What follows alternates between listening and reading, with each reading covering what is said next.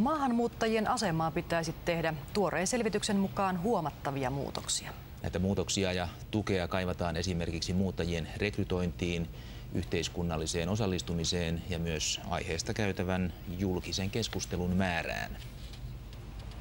Eduskuntatalossa semineerattiin tänään tunteja maahanmuuttajateeman ympärillä. Taustaselvityksen ajatuksena oli antaa ehdotuksia asian tilasta ja kehittämistarpeesta. Tässäkin salissa ehkä kuullaan esitys, että yhtä päteviä henkilöitä valittaessa suosittaisiin suomalaisen sijasta maahanmuuttajaa.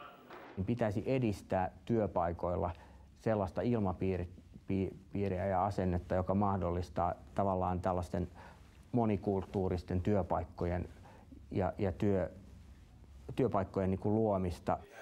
Pronssikorvatkin saattaisivat kuumeta, jos selvityksen mukaisesti esitettäisiin, että työnantajat saisivat esimerkiksi verohelpotuksia palkatessaan maahanmuuttajia, joiden työttömyysaste on nyt tosin kolminkertainen kantaväestöön verrattuna.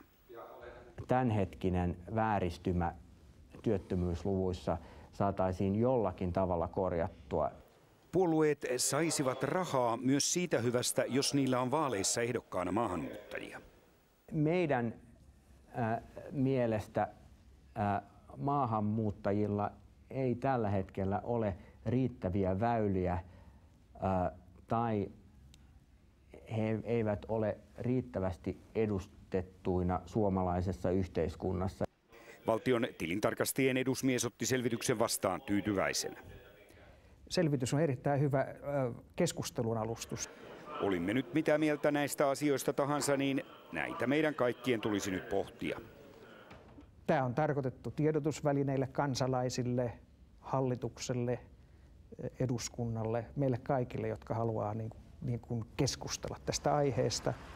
Ja mehän tällä katutasolla jäämme miettimään, mitä pitäisi tehdä.